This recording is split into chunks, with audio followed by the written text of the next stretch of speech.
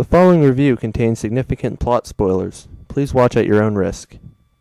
Moment, coincident with your country's one indisputable contribution to Western civilization. Afternoon tea. May I press you to a cucumber sandwich? Thank you, no, nothing at all. The shuttle, is it made entirely here in California? No, I own a number of subsidiaries throughout the world producing components. The conquest of space represents an investment in the future of the entire human race, Mr. Bond. It is therefore logical to seek out the best that each nation has to offer. Are you referring to people or skills? Both, Mr. Bond.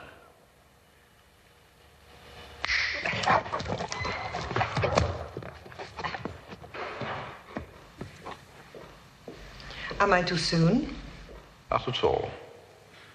I'm sure Mr. Bond is eager to start his tour. Miss Dufour will escort you to Dr. Goodhead, who will show you round. Ask anything you like. Thank you for being so cooperative. A pleasure.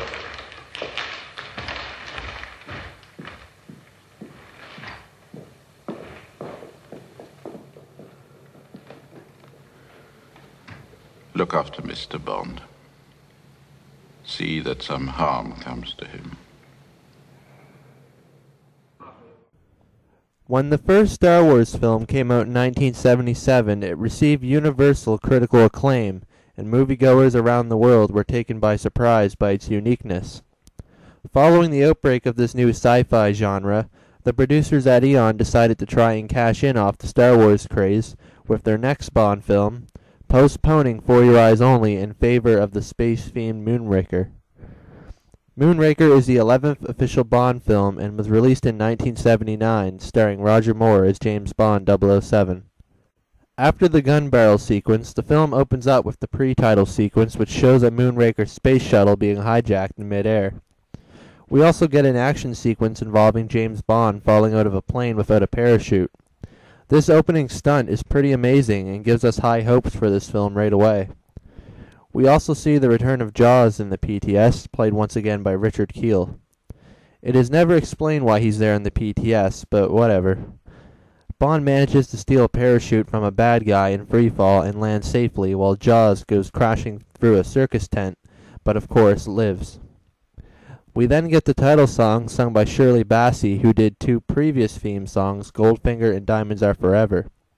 I really like the instrumental work in this theme song, and although it's not one of my favorites, it's still decent. After the song, we are immediately treated to some plot development as Bond travels to the Drax Industries shuttle manufacturing complex to meet the owner, Hugo Drax, played by Michael Lonsdale. He goes there to find out about the hijacked Moonraker shuttle, which was made at Drax Industries. During Bond's visit, he meets Dr. Holly Goodhead, played by Lois Chiles, the Bond girl of the film. She happens to be with the CIA and is undercover inside Drax's operations. Bond later gets vital blueprints from Drax's safe thanks to the help of Drax's personal pilot, Corinne Dufour, played by Corinne Clary, and leaves Drax's estate, avoiding an assassination attempt. Drax later finds out about Corinne's betrayal and has her mauled to death by his Rottweilers in what is a very disturbing scene. Bond meets Dr. Goodhead again when he goes to Venice and finds a secret biological laboratory that is producing deadly nerve gas. He later finds out that Drax's operations are moving to Rio de Janeiro. Bond goes to Rio de Janeiro by himself, where he meets Jaws, who is revealed to be working for Drax. Bond escapes and later meets Dr. Goodhead yet again. They are attacked by Jaws atop a cable car, but they of course escape, while Jaws falls in love with a girl named Dolly, played by Blanche Ravilic. This is pretty silly and unnecessary, but then again this film is pretty much unnecessary. Anyways, Dr. Goodhead gets kidnapped by Drax's henchmen, and Bond finds out that Drax's base must be in the Amazon jungle. We get an action scene involving a boat chase along the Amazon River, and Bond ends up locating the base. However, he is captured by Jaws, who takes him to Drax. Bond notices that there are many Moonraker shuttles there getting ready to take off. Bond ends up reuniting with Goodhead, and the two pose as pilots on one of the Moonraker shuttles. They follow the other shuttles to Drax's hidden space station in outer space. When they get there, Drax gives a speech to his people, and it is revealed that he plans on destroying all human life on Earth by launching 50 globes containing the nerve gas toxin into the atmosphere. He then goes on to reveal that he has chosen the most genetically perfect young man and woman to breed a new master race once Earth was safe to live on again. In a turn of events, Bond manages to persuade Jaws to be an ally when Drax says that anyone not measuring up to his standards will be exterminated. Since Jaws' girlfriend Dolly wears glasses, this means that she would have to die.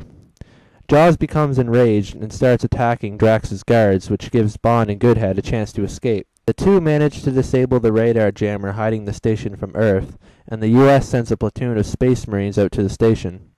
A laser battle ensues in which Drax's guards and Master Race die. During the battle, Bond confronts Drax and shoots him with a cyanide-tipped dart, which was given to him by Q earlier on in the film. Bond then pushes Drax into an airlock and ejects him into outer space. Meanwhile, the space station starts exploding and Bond and Goodhead escape aboard Drax's shuttle with the help of Jaws and Dolly, who also escape safely.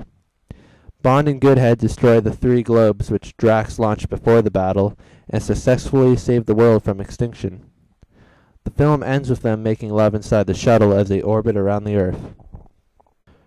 Roger Moore is pretty good in this one, and I have no major complaints about his acting. I really liked one particular scene where he nearly dies in a centrifuge machine. When he gets out, he looks stunned and actually somewhat scared.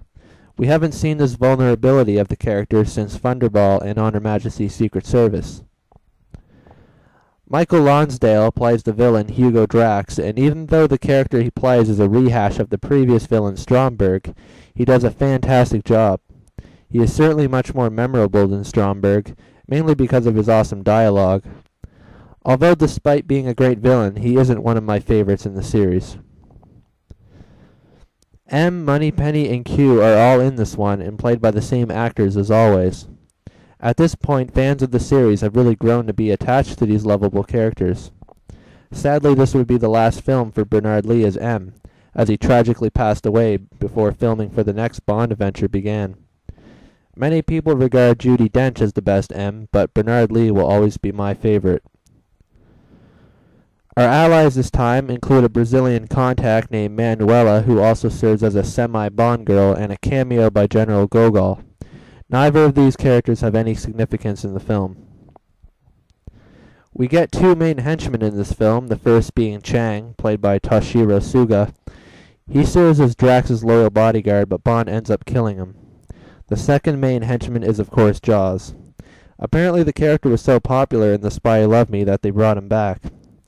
I kind of liked the idea of Jaws becoming good in the end, but the whole thing with Dolly was kind of silly.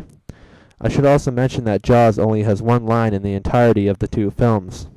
He cracks open a bottle of wine and says to Dolly, "Well, here's to us." The main Bond girl of the film is Dr. Holly Goodhead, played by Lois Chiles. I'll be honest and say that she isn't a great actor, far from one actually, but she looks so damn good in this film that I really didn't care too much. Her character can also hold her own as she can fight, which is pretty cool. Overall, she's a good Bond girl. Our second Bond girl is Corinne Dufour. She serves as the sacrificial lamb who helps Bond and ends up being killed because of it. The actor who played her was French and was therefore dubbed in this film. Louis Gilbert returns to direct this one, and it would end up being his last. All of the magnificent sets and grand action set pieces that you expect are all here thanks to Gilbert. John Barry also returned to do the score for this film, and as usual, it's great. If you thought that the plot of the previous film, With a World Under the Sea, was outlandish, then think again. The plot of this film is basically a rehash of The Spy Who Loved Me, but with a space theme. Pretty lazy writing, if you ask me. This is also the first Bond film where I can say it's just too campy and silly to be taken seriously at all. There are many great things in this film, however, such as the centrifuge scene, the death of Corin, and some of the action sequences, but once you see that gondola rolling around the streets of Venice, it's mostly downhill from there. The fact that Bond goes into outer space is just ridiculous. Most of the action is really well done, especially the PTS, the fight between Bond and Chang, and the boat chase. The grand finale in outer space has some decent special effects, but still looks silly. Also, the locations this time are pretty basic. The ones that stand out are the Amazon and Venice. I didn't find Rio de Janeiro that interesting. It saddens me that they would try to make a half-assed Bond film just to cash in off of Star Wars. What's even more saddening is that there are many great ideas in this film and so much potential wasted. The first half of the film up to the gondola sequence is actually pretty good and entertaining, but it becomes mostly a camp fest from there on with a few exceptions.